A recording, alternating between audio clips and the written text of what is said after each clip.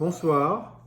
Ce soir, nous allons commenter ensemble une bouteille de Toscanie, un vin toscan qui est 100% Sangiovese. C'est une propriété que nous aimons beaucoup, qu'on a déjà commenté ensemble, de San Gisto a Rentenano.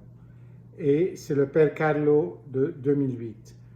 Je ne sais pas si vous avez visionné la vidéo qu'on a sur le site de la visite fantastique que nous avons faite avec une des propriétaires par liens familiaux de la famille et de la propriété.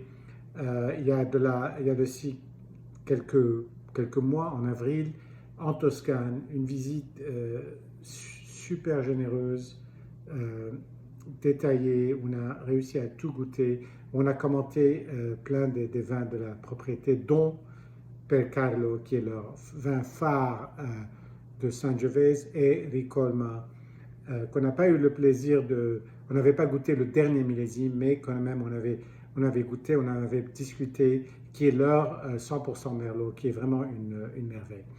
Donc, pour en venir à cette bouteille aujourd'hui, c'est un Père Carlo de 2008 que j'ai acheté il n'y a pas longtemps.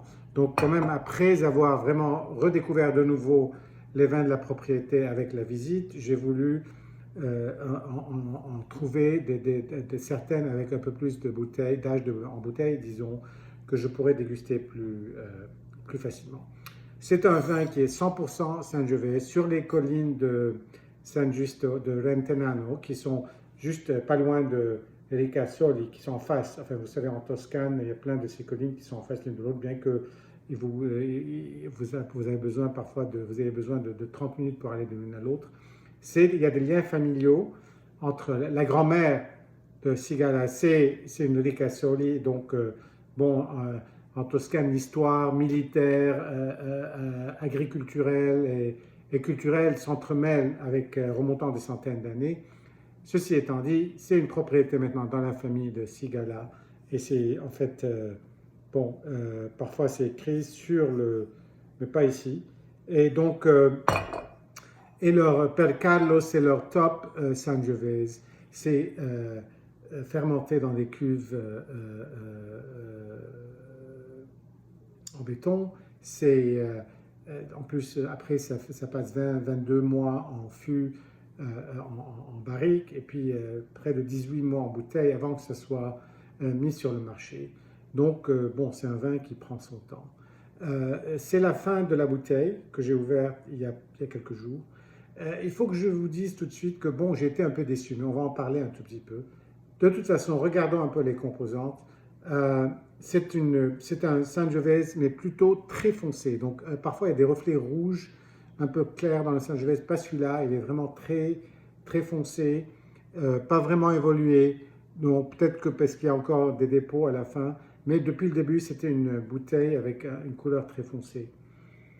Au début, il y avait quelques senteurs animales, mais ça s'est très vite dissipé après l'ouverture de la bouteille. Mais là, on sent, et c'est ce que j'ai ressenti depuis juste après, c'est une petite madérisation, une petite oxydation. Et là, c'est là que je reviens un peu sur est-ce que la bouteille est vraiment dans un état parfait.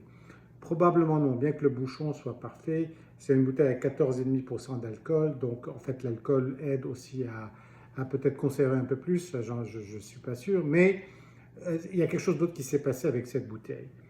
Euh, euh,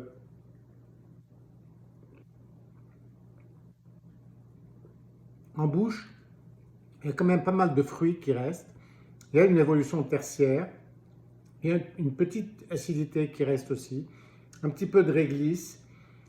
Et pas mal de tanins quand même qu'on sent sur le palais et à l'intérieur des joues.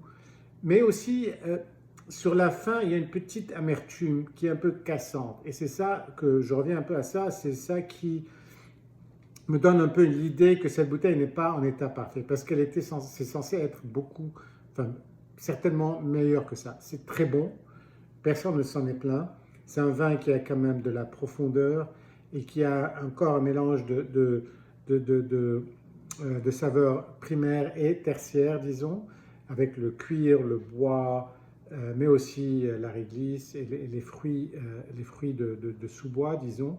mais cette petite amertume et cette petite madérisation sont, bon, un tout petit peu, nous laissent un peu sur notre faim, mais j'ai voulu quand même partager ça avec vous parce que euh, c'est un vin quand même qui est parmi les meilleurs de la Toscane. J'en ai d'autres. On verra si c'est quelque chose qui va être différent la prochaine fois. Mais c'est le cas aujourd'hui. Voilà, cheers et à très bientôt.